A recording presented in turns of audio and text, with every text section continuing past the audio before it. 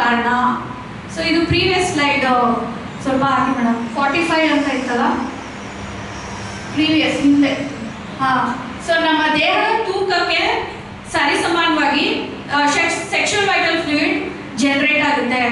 ಯಾವ ರೀತಿ ಜನರೇಟ್ ಆಗುತ್ತೆ ಅಂದರೆ 7 ಧಾತುಗಳ ಮೂಲಕ. Previous slide please. ಸೊ 7 ಧಾತುಗಳು ನಾವು ತಿನ್ನೋ ಆಹಾರ ಇದೆ. ನಾವು ತಿನ್ನೋ ಆಹಾರ ಏನಾಗುತ್ತೆ, ಜ್ಯೂಸ್ ಆಗಿ ಬದಲಾಗುತ್ತೆ. ನಾವು ಕಚ್ಚಿತೀವಿ, ಬಾಯಲ್ಲೇ ಚೆನ್ನಾಗಿ ಕಚ್ಚಿ ಚೀವ್ ಮಾಡಿ ಅದನ್ನ ನುಂಗ್ದಾಗ ಅರ್ಧ ಜ್ಯೂಸ್ ಆಗಿರುತ್ತೆ. ಹೊಟ್ಟೆಯಲ್ಲಿ ಇನ್ನೂ ಫುಲ್ ಡೈಲ್ಯೂಟ್ ಆಗಿ ಓಕೆ ಲಿಕ್ವಿಡಿ ಫಾರ್ಮ್ ಬರುತ್ತೆ. ಆ ಒಂದು ಭಾಗ ರಕ್ತ ಆಗಿ ಕನ್ವರ್ಟ್ ಆಗುತ್ತೆ.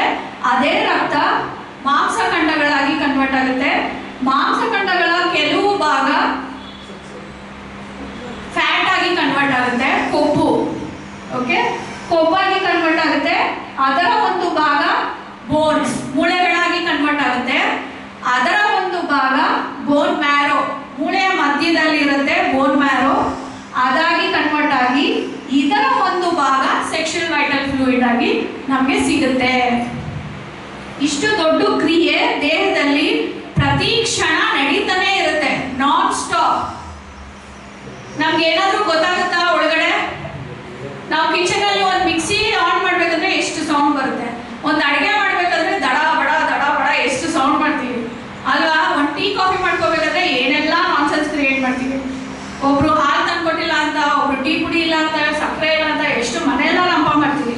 ಅದು ಭಗವಂತ ನಮ್ಮ ದೇಹದಲ್ಲೇ ಒಂದು ದೊಡ್ಡ ಫ್ಯಾಕ್ಟ್ರಿನ ರಚನೆ ಮಾಡಿಬಿಟ್ಟು ಎಷ್ಟೆಲ್ಲ ಕೆಲಸ ನಡೆಸ್ತಾರೆ ಅಲ್ವಾ? ಹೌದಲ್ವಾ? ಸೊ ಈಗ ಸೆಕ್ಷುವಲ್ ವೈಟಲ್ ಫ್ಲೂಯಿಡ್ ಎಲ್ಲಿಂದ ಬಂತು ಅಂತ ಗೊತ್ತಾಯ್ತಲ್ವಾ? ಫಸ್ಟ್ ನಮಗೆ ಸಿಕ್ಕಿರೋದು ತಂದೆ ತಾಯಿಯಿಂದ ಒಂದೊಂದು ಅಣುಗಳು. ಅದು ನಮ್ಮ ದೇಹದಲ್ಲಿ ವೃದ್ಧಿಯಾಗಿ ಮೂಲಾಧಾರಕ್ಕೆ ಇಳಿದು ನಂತರ ನಾವು ತಿನ್ನೋ ಆಹಾರದ ಮೂಲಕ ಜನರೇಟ್ ಆಗ್ತಾನೆ ಇರುತ್ತೆ. ಎವ್ರಿ ಡೇ ಇದು ಜನರೇಟ್ ಆಗುತ್ತೆ. ಓಕೆ, ಸೊ ನೆಕ್ಸ್ಟ್ ಸ್ಲೈಡ್ ಅಲ್ಲಿ ಸೊ ಇದು ಜೆನೆಟಿಕ್ ಸೆಂಟರ್. ಈ ಜನರೇಷನ್ ಎಲ್ಲಿ ನಡೆಯುತ್ತೆ? ಮೂಲಾಧಾರ.